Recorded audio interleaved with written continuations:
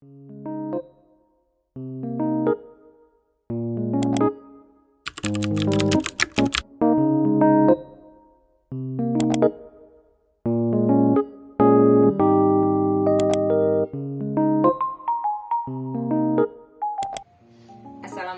warahmatullahi wabarakatuh. Selamat siang. Halo teman-teman. Perkenalkan, nama saya Karisma Indah Parwansa, NIM 2133211035. Saya dari Fakultas Ekonomi, Prodi Manajemen Universitas Muhammadiyah Kupang.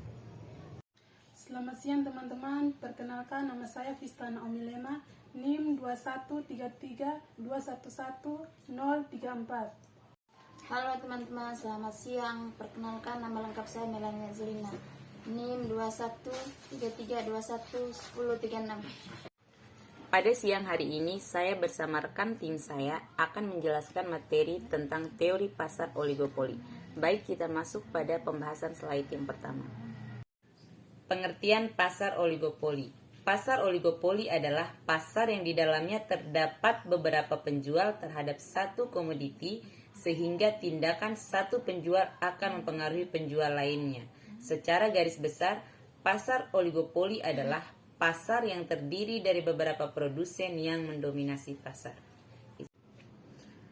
Adapun dua faktor penyebab terbentuknya pasar oligopoli. Yang pertama, faktor efisiensi ekonomi atau biaya produksi, dan yang kedua, faktor efisiensi teknisi atau teknologi. Faktor efisiensi ekonomi berkaitan pada biaya produksi, bagaimana mengatur biaya pada komposisi yang tepat, sehingga harga yang dipasarkan merupakan harga yang bisa diterima pasar dan produsen. Efisiensi teknisi atau teknologi menyangkut pada penggunaan teknologi dalam proses produksi, kemampuan produsen dalam menempatkan sumber daya secara optimal. Adapun ciri-ciri pasar oligopoli, yang pertama, terdapat banyak pembeli di pasar. Sama seperti pasar persaingan sempurna, pembeli di pasar oligopoli juga sangat banyak. Ciri yang kedua, hanya ada beberapa perusahaan atau penjual yang mendominasi pasar. Umumnya adalah penjual-penjual atau perusahaan yang memiliki modal besar atau konglomerasi. Yang ketiga, produk yang dijual bisa bersifat sejenis atau homogen, namun bisa berbeda mutunya.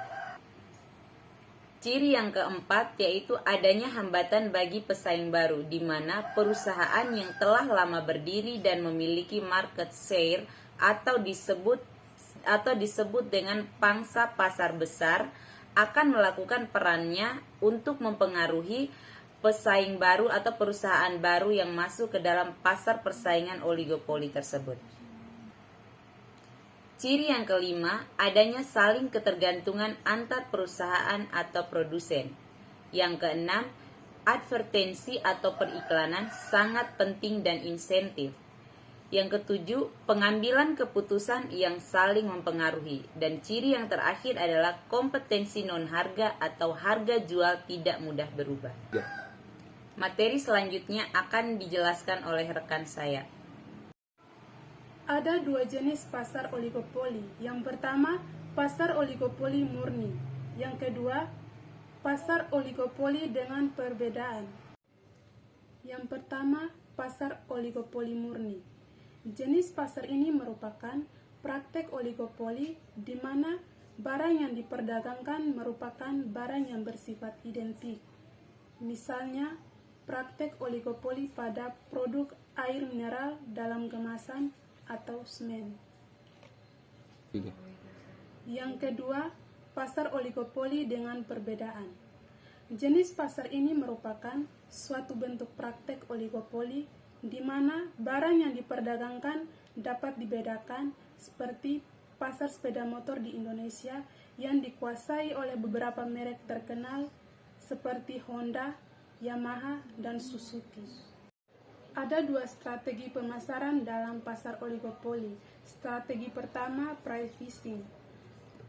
Price fixing merupakan bentuk praktek oligopoli di mana perusahaan oligopolitis sepakat untuk menetapkan harga lebih tinggi dan memaksa konsumen untuk menerima harga tersebut. Strategi kedua, manipulasi penawaran, di mana perusahaan oligopolipis sepakat untuk menunda proses produk atau menghentikan penawaran untuk kurun waktu tertentu sehingga terjadi kelangkaan barang di pasar. Materi selanjutnya akan dijelaskan oleh teman saya. Kaitan antar perusahaan yang tidak dapat melakukan persepakatan.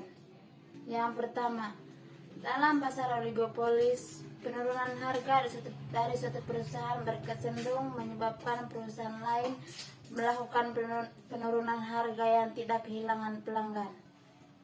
Yang kedua, jika terdapat suatu perusahaan yang menaikkan harga, perusahaan lain tidak menaikkan harga yang sama akan berakibat bertambahnya konsumen bagi mereka.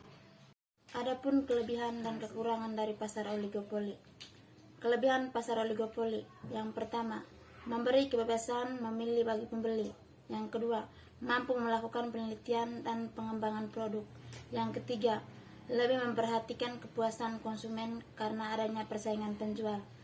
Yang keempat, adanya penerapan teknologi baru. Kekurangan dari pasar oligopoli. Yang pertama, menciptakan ketimpangan distribusi pendapatan. Yang kedua, harga yang stabil dan terlalu tinggi bisa mendorong timbulnya inflasi.